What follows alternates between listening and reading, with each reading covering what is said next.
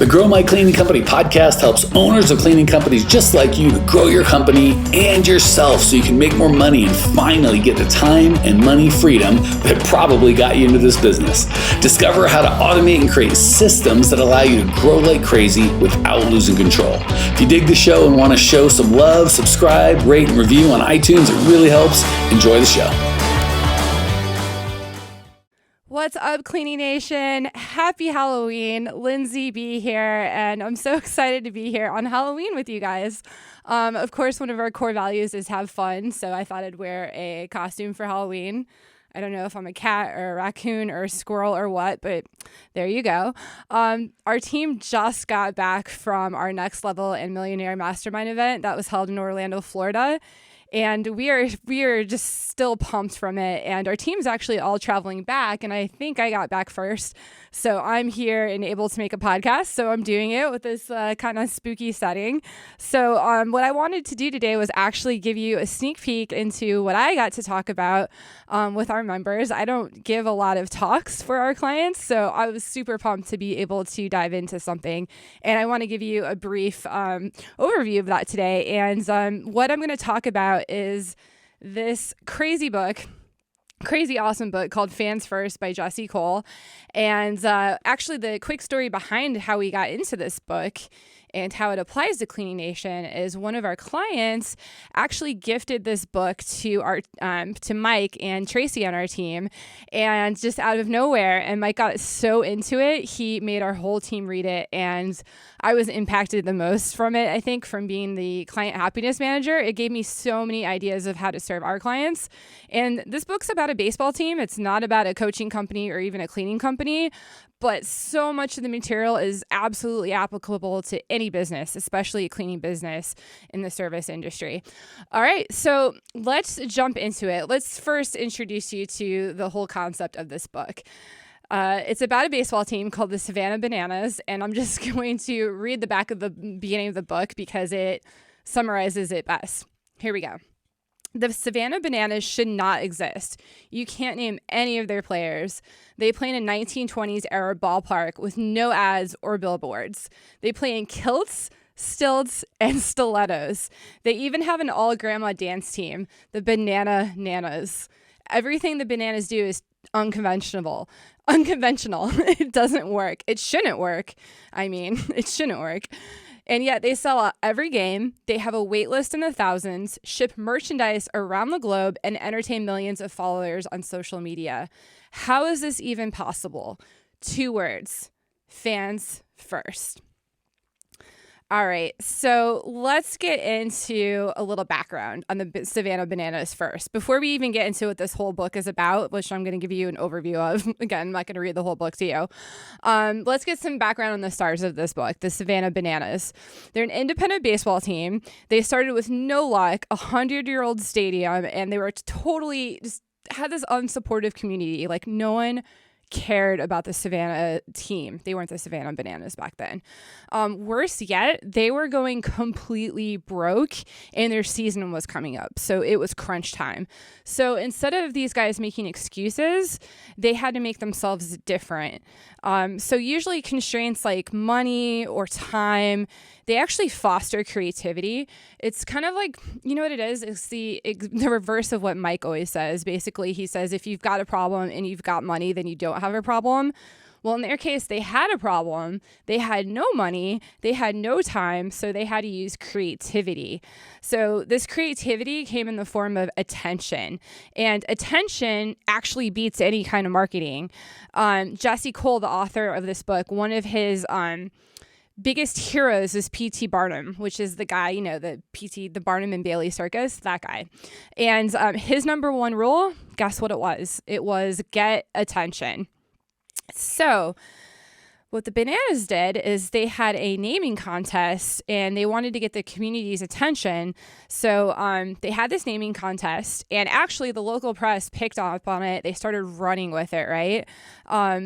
Someone mentioned the name Savannah Bananas, and immediately the executive team, Jesse and his coworkers, knew that was it. And the reason they knew that the Savannah Bananas was the name for them was because it gave them tons of ideas for promotions. So they thought, instead of the first pitch, you have the first banana. Yeah, they throw a banana. It gave them ideas like banana in the pants. That's a whole nother thing. The banana nanas, like I mentioned before. Even their merchandise, they have underwear they call Dolce and Banana underwear. Hilarious. So even after the naming celebration, they had to keep like their foot on the gas, right? They had to keep getting attention so people would know about them. So what they did after that was they brought ringers in to cheer on the team to at the naming unveiling. So they basically paid people to just root for them, so people would also naturally like the name of the team.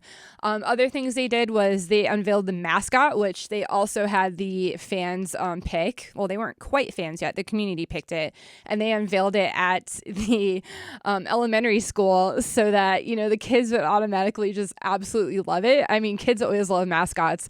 So right there, they started bringing a buzz about themselves and people had a story. So the kids had a story to tell about how this banana came to school, named Split, by the way. So cute. And the parents and the teachers all had a story to tell. So word began to spread about this Savannah Bananas baseball team.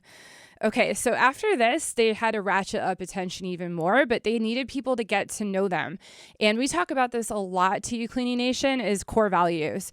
They had to teach their community more about it. And yes, I have notes here. There's so much awesome information here. I took notes for my little talk I gave our Next Level Millionaire Mastermind folks. So the fans first way, what it really means is it's telling you their core values. It's summarized in fans first, but the way they do this is in the 5 E's. And I'm going to try to go through this as thoroughly, but as quick as I can just to squeeze it in. And if you're taking notes out there, like stop, like honestly, just buy this book. Like we are not affiliated with them or anything. It's just such a good book that Grow My Cleaning Company is totally behind this because it's going to give you so many ideas. It gave me a ton of ideas for our clients. So anyways, back to the 5 E's. What are they? Eliminate friction, entertain always, experiment constantly, engage deeply. Can't make a 4. Engage deeply and empower action. Also, P.S. I'm sorry to those of you that are listening only because you can't see my hilarious hood and my hand gestures. You should check out the YouTube video. Just pause and check it out later. Anyhow, everything the bananas do, they ask, is this fans first? Then they do the thing and then they ask, was that fans first? And by the way, when I say fans in this case, that means any of your clients or customers. Just, I want you to take the word clients or customers like out of your vocabulary and call these people your fans. That's like one major concept of this book that they cover right away that I kind of just glossed over, but just keep that in mind. So let's go to the first E, eliminate friction. I think this is so important for cleaning company owners or any service-based industry. Eliminating friction is about putting yourself in your fans' shoes and looking for every possible point, every touch point, every policy, things that get slowed down because of those policies, things that heat up tempers, or basically just anything that punishes your fans. So, I mean, most companies think that their core values or their company values and the policies they generate from them are all about them, about the company. And really, in reality, they're about the people they serve. They're about the fans. The companies don't always think about the end goals, which is keeping your fans, your clients, your customers happy. This is where I come in as the client happiness manager and why I'm so obsessed with this book. Okay, so here's a quick example from the bananas.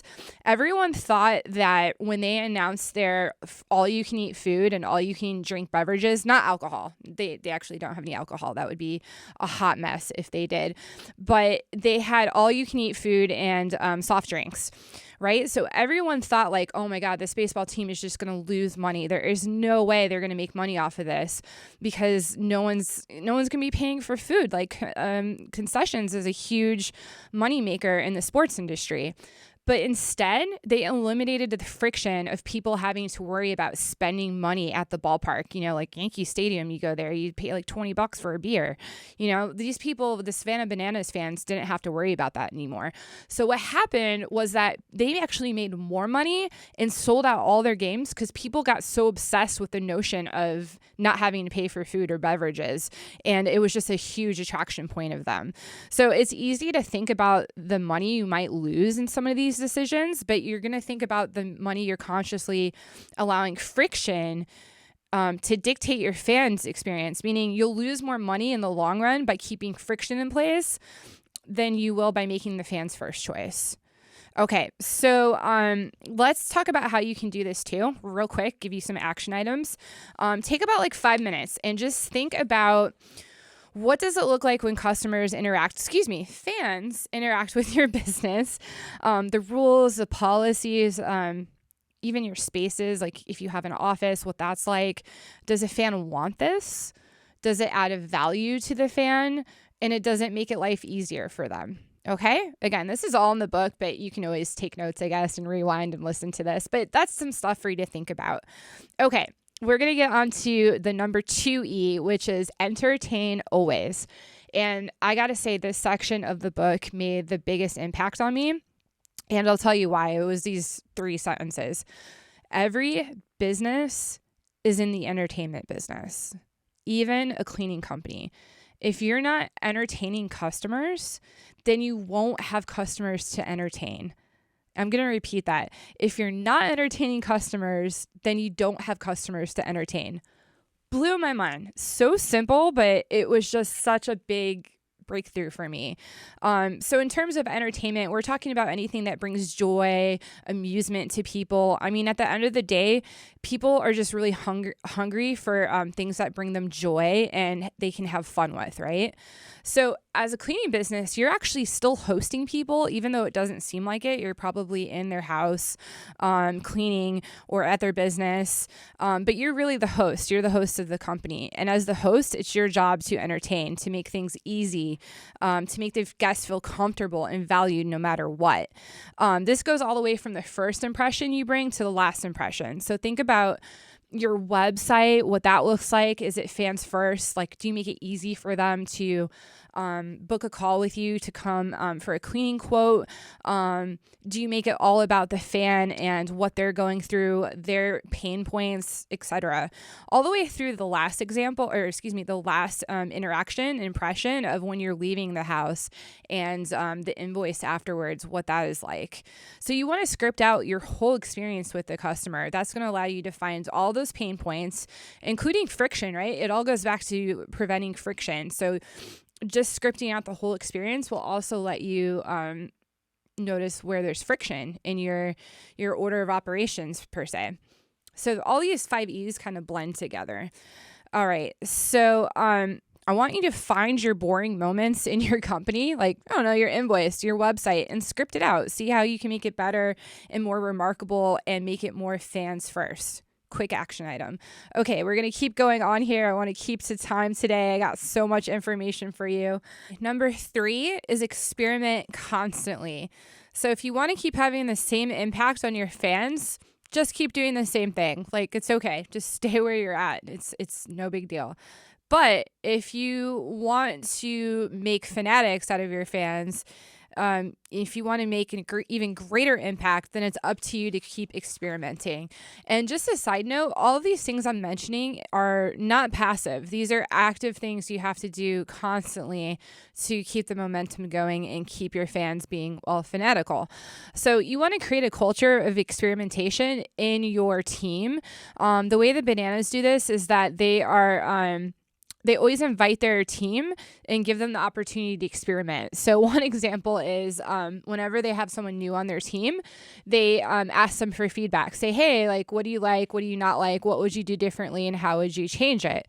So real quick, one story is they had an intern that said that the thank you calls, they would call their season ticket holders and say thank you, or like super boring.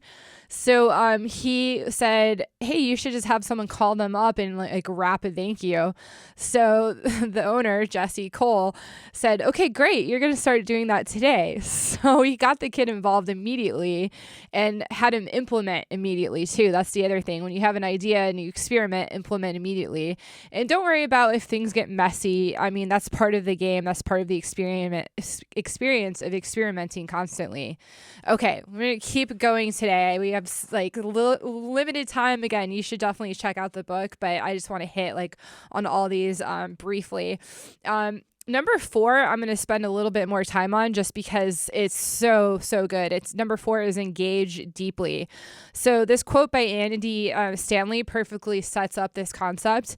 He says, do for one what you wish you could do for many.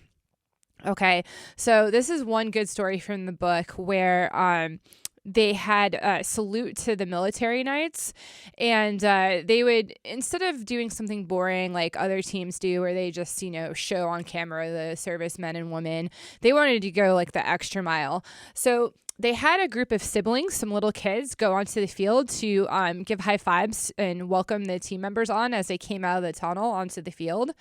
And they put the kids' backs to the tunnel so they couldn't see who was coming out. And instead of the team coming out on this night, they had their dad, who was on leave from the military, come out and hug them and surprise them. And this was such a huge moment because it just brought so much joy to the family and to the kids, first of all. So it impacted the family. Number 2, it impacted everyone in that stadium. I mean, people were like crying because it was so cute. So all these people had a story to tell, right? So no one really leaves Grayson Stadium where they play without having a story to tell. That is actually one of the other key components of what the Savannah Bananas do. They have like these magic moments they create. Another concept that goes with engage deeply is serve over sell.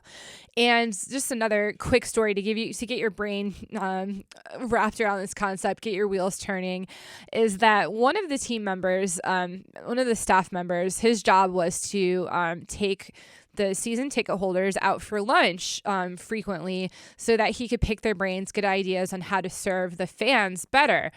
Of course, during COVID, this was super hard to do, and he really couldn't take people out to lunch. So instead, he was on Facebook all the time, kind of like stalking the fans, especially the season ticket holders. And one day, he noticed that one of the season ticket holders posted, "Oh, I wish I had Oreos and milk. That would be amazing." Just, offhandedly posting that on social media. So what does he do? He goes out, he buys milk and cookies, Oreo cookies for the fan, puts them in the mailbox, goes back to the computer and writes, "Check your mailbox." And the fan is just like, "Oh my God, the Bananas actually sent me milk and cookies," and just create this buzz on social media. And you can just see how they go the extra mile.